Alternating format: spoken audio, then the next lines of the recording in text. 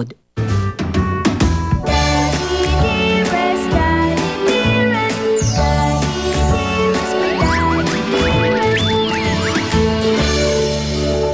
Pagalit-agalit ka sa akin, sinumpahan mo ako eh. Excuse me, for your information, hindi ako mangkukulam at hindi kita sinumpa kahit kasumpa-sumpa yung ginawa mo sa akin. Okay lang yun, sir. Baka naman di si Jessamine yung talagang babae para sa inyo. Sigurado ako makahanap pa kayo ng ibang tao dyan na karapat-dapat para sa inyo. Nakaka-inlove ka naman. Oh? Ako din naman sagot mo. Hindi pwede yan eh. Ba't yung kumakain si teacher? Hindi pa tayo tapos, Daisy. Gaganti pa ako sa'yo. Tulong! Palalampasin ko na to. Wala na akong gagawin. Pero tandaan mo, hindi ibig sabihin nun ligtas na siya. Dahil sa mga taong nagkakasala, mabilis bumabalik ang karma. Kailangan mo na magpatingin sa isang magaling na doktor. Yung mga doktor na psychiatrist, yung gumagaling sa mga taong may tililing, yung gumagamot ng ganun. Daddy, hindi kaya wala talaga kayong sakit? Baka ibang dahilan yan sa nararamdaman mo? Tulad ng? Ba't po magsinungaling? Daddy, kasi, Anak, may sasabihin ka ba sa akin? wala po. Ako, wala naman pala. Nakakaloka ka, ha? Sumasakit ang ulo ko sa'yo.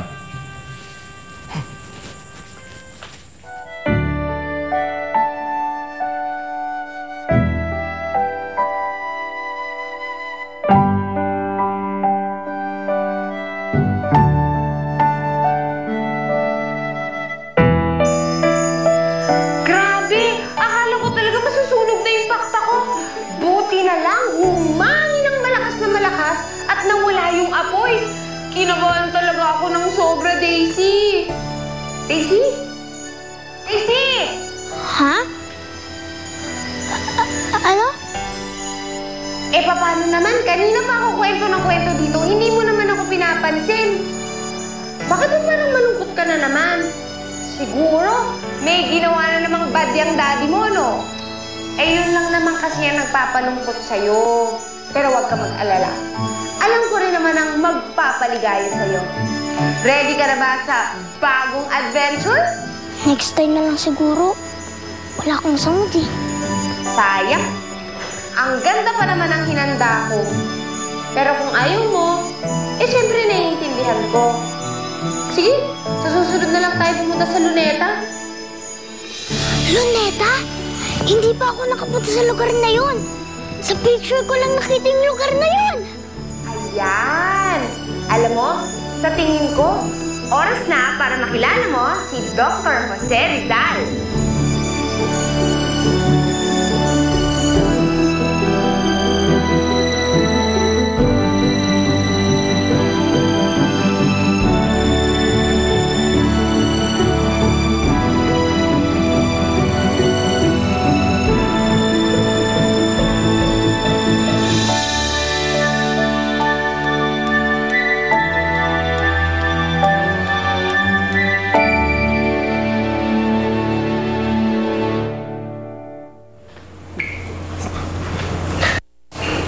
Hoy! CJ, what a pleasant surprise. Kain tayo. Ay, sige sir, tapos na po ako. Pero pansin ko sir, may tinitingnan kayo dun, no? May chicks, no? Hindi. Tinitingnan ko lang yung mag-ina. Nakakatuwa kasi yung closeness sila eh. Parang mahal na mahal nilang isa't isa eh. Bakit sir? Di ba kayo close sa anak niyo? Hindi eh. May tampuhan pa nga kami.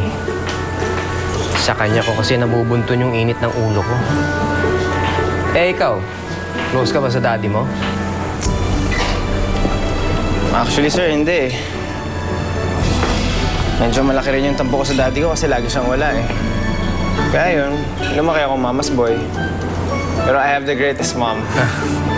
Yun yung problema eh. Wala na yung asawa ko, so wala na yung mami ng bata. Ako na lang ang magulang. Tapos, ang laki pa ng pagkukulang ko doon sa bata.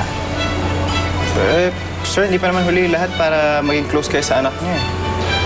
Pasensya ka na, CJ, ah. Sa'yo ko nasasabi yung mga problema ko. Wala yun, sir. Maganda nga na naging open kayo sa akin eh. Alam niyo, sir, mabuti pa, kalimutan niyo muna lahat ng iniisip niyo dahil meron akong alam na pampatanggal ng stress.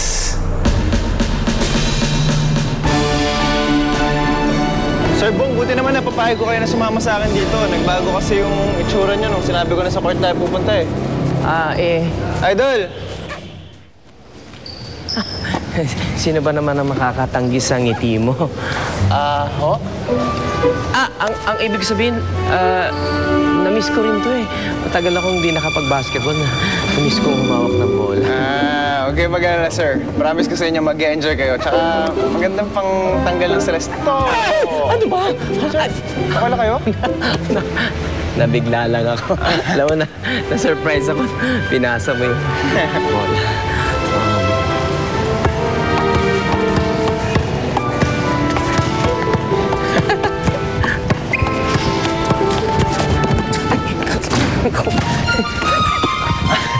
Pasensya ka na. Medyo matagal ko rin hindi nahawakan yung bola. Kala ko football.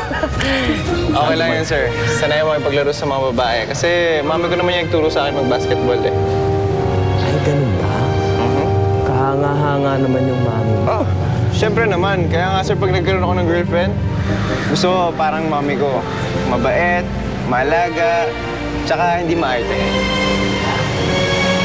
Eh, paano kung halimbawa nakahanap ka naman ng gano'n, pero may anak?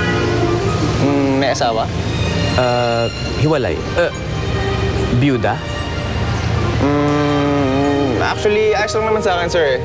Kung mahal ko yung babae, kahit may anak pa siya, mamahalin ko rin yung anak niya. Grabe ka naman. Halika na. Gawin mo sa akin. Ano ba? Ito naman, oh. Sir! Galing-galing mo naman umagaw. Ha? Ayan, oh. Oo, tamo, hindi umaagaw sa akin. Uy, ikaw! Ari! Sir! Okay lang kayo, sir? Parang ano yata? Ha?